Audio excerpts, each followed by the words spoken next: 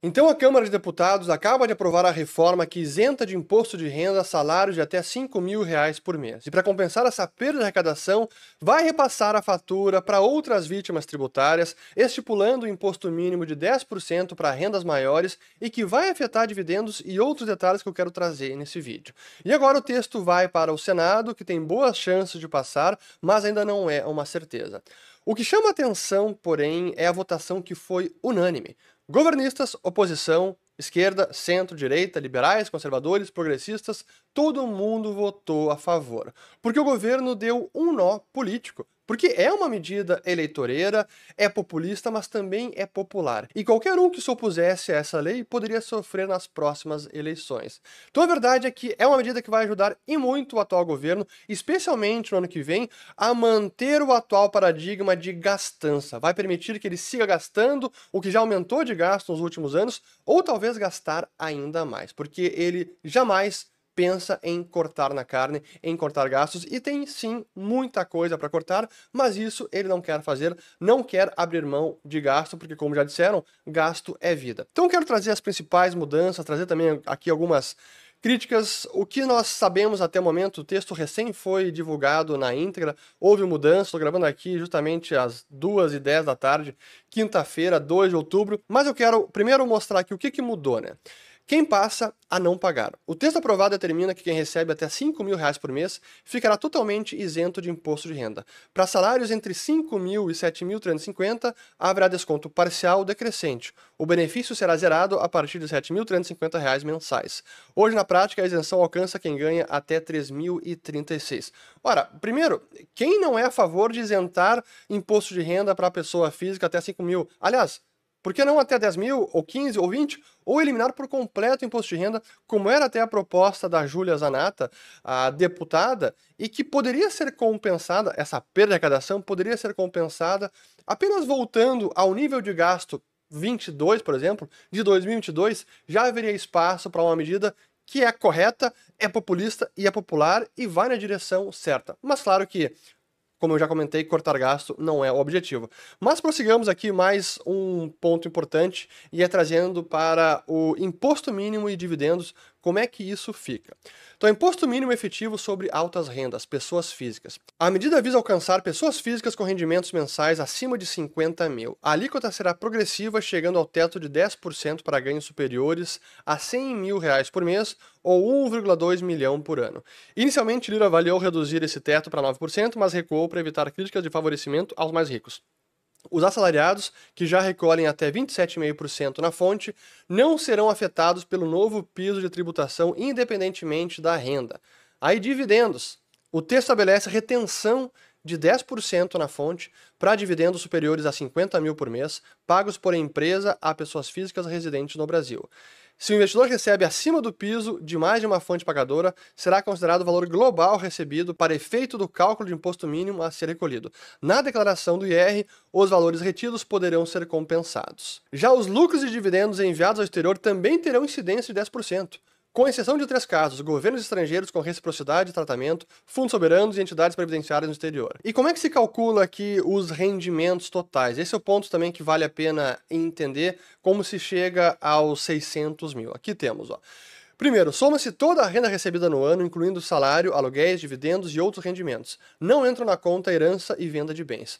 Se essa soma for menor que 600 mil, não há cobrança adicional. Se ultrapassar esse valor, aplica-se uma alíquota que cresce gradualmente até 10% para quem ganha 1,2 milhão ou mais. Já na hora de calcular o valor do imposto devido, alguns rendimentos são excluídos, como ganho de poupança, títulos, indenizações, aposentadorias e pensão por moléstias graves e outros rendimentos mobiliários isentos. Então, como sempre, é importante cada um conversar com seu contador, seu advogado tributário, para entender como será afetado, embora ainda não tenha sido aprovada pelo Senado e nem sancionado pelo presidente, há boa chance de que isso vai passar. E sobre sobre dividendos, que aqui tem até o texto que vale também ler, porque isso é muito importante para quem tem empresa, microempresa, enfim, quem sabe como é que funciona empreender no Brasil. O texto aprovado pelos deputados também garante que lucros e dividendos apurados até 2025 e pagos até 2028 serão excluídos da base de cálculo de imposto mínimo efetivo. Prevê ainda que para distribuições a partir de 26, quando houver saldos de lucros antigos, a taxação vai incidir de forma proporcional. Então, para quem tem lucro acumulado, teria que deliberar até o fim deste ano, pagar até 2028 para não sofrer esta tributação de 10%. Agora, o que a gente precisa comentar que realmente é indignante é o pretexto equivocado, cínico, até cafajeste, que a gente viu muitos do governo, até o próprio governo às vezes usando disso, dizendo que essa é uma forma de fazer os ricos pagarem impostos, porque os ricos não estão pagando impostos.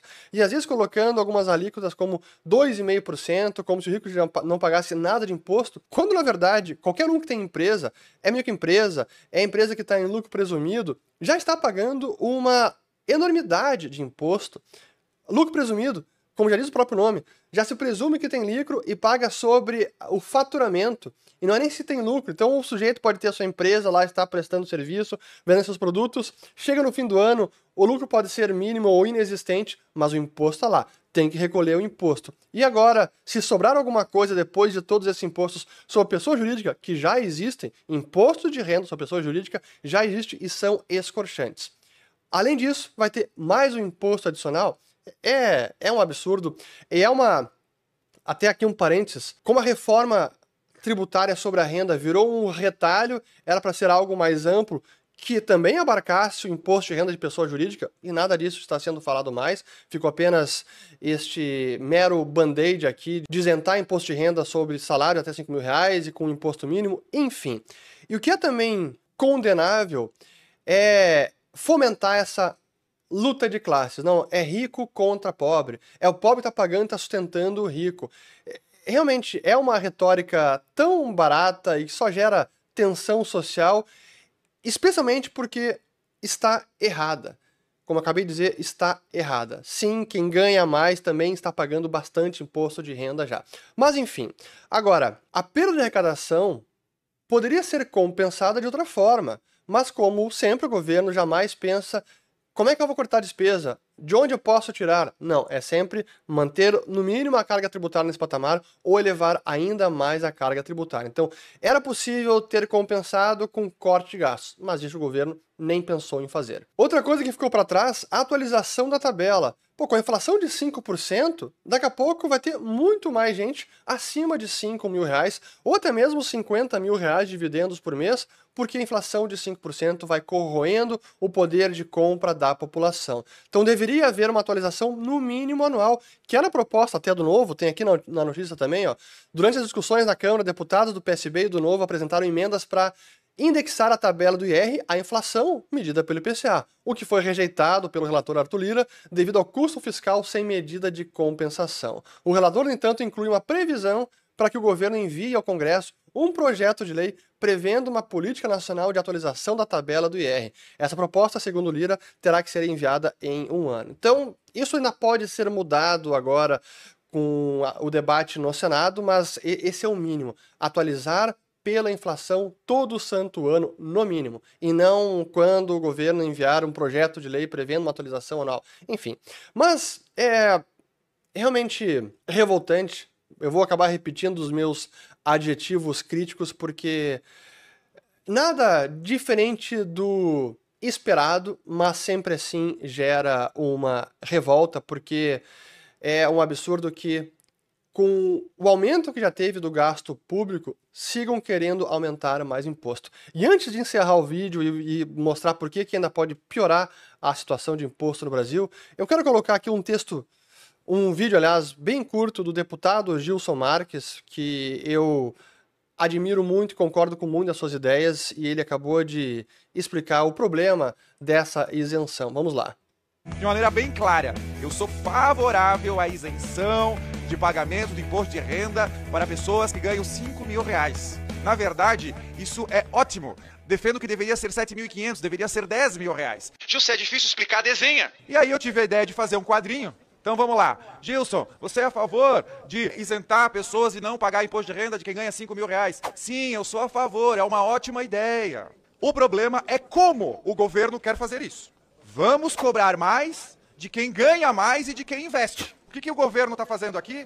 Ele está modificando a vítima tributária. Ele está deixando de cobrar aqui e cobrando ali. Isso espanta investimento e deixa tudo mais caro para todo mundo. Todo o imposto arrebenta para o consumidor e a maioria mais pobre e a quem recebe menos. A pessoa vai no mercado e diz, mas por que está tudo tão caro? Óbvio, porque o governo aumentou os impostos. Claro! Todo tributo engloba o preço de custo. Se o preço de custo fica mais caro, isso é passado para o consumidor. O suco de laranja vai ser mais caro. Com a fuga de capital, o Brasil tem menos empregos e menos empresas. Aí sim favorece os grandes milionários e bilionários, porque somente poucas e grandes empresas permanecem no mercado. E esses sim conseguem praticar qualquer preço. Qual é a solução? A solução é essa aqui, ó. Ao invés de passar a conta para os brasileiros, por que você não corta na própria carne? Em 2023, o governo arrecadou 100 bilhões de reais a mais do que no ano anterior. Sabe quanto ele gastou a mais? 290 bilhões. Não adianta, não é a solução arrecadar mais. Aí o Sousa diz o seguinte, mas você quer cortar da saúde, segurança e educação? Primeira coisa, vamos lá pessoal, olha os números do governo. O que se gasta com saúde, segurança e educação para relação com o resto, considerando que é uma prioridade, é migalha, é uma tristeza. Tá, Gilson, mas então, se não é saúde, segurança e educação, porque não é aí que eu defendo o corte, aonde é? Vamos lá, fundo eleitoral, fundo partidário, estatais quebradas, mordomias de jatinhos da FAB e super salários. E ainda, o saldo é tão positivo que daria para estender o benefício do MEI, que hoje é 88 mil, para 144. E isso sim estimula a economia. Isso sim estimula o empreendedorismo. Isso sim estimula a contratação. Isso sim estimula crescimento econômico. E isso sim, inclusive, aumenta a arrecadação para quem gosta. O governo, ele faz uma tríplice sacanagem que só destrói a economia. Ele autoriza a despesa, ele não paga a conta e por isso o juro é alto porque o risco é muito grande e aumenta a alíquota e cria imposto. A solução é o inverso. É cortar a despesa, é diminuir a alíquota e reduzir tributo, desburocratizar, desregulamentar. E, incrivelmente, os políticos, quando chegam aqui, fazem exatamente o contrário e reclamam que a conta não fecha. Chega de bancar a farra desse governo que fica jogando os brasileiros um contra os outros. Hoje é o super rico, amanhã é o rico, depois é a classe média, depois é o pobre. Daqui a pouco toda a base da população está pagando imposto e aí todo mundo faz cara de paisagem. Pois é, exatamente isso. E o que já tá ruim pode ficar pior, porque a medida provisória 303 deve ser apreciada logo e há uma possibilidade que ela seja, sim, aprovada, e é aquela que aumenta o imposto de renda sobre aplicações financeiras. Se lembram? De 15% para 17%, já a partir do ano que vem. Remove também aquela isenção de imposto de renda sobre ganho de capital, de vendas de até 35 mil reais de Bitcoin, criptoativos, entre outras coisas. Pois é. Isso é mais um sintoma deste governo que só sabe arrecadar, aumentar imposto e dificultar ainda mais a vida do cidadão brasileiro pagador de imposto. Então, o que a gente pode fazer agora? Bom, converse com seus deputados, senadores e pressionem para que haja mudança. Ainda não foi aprovado, ainda há alguma possibilidade de mudança ou até de rejeição dessa lei. A chance é baixa, mas é preciso se movimentar, é preciso cobrar os seus representantes para que isso não seja aprovado. Compartilhe esse vídeo, se inscreva no canal, ative o sininho e volto no próximo. Valeu!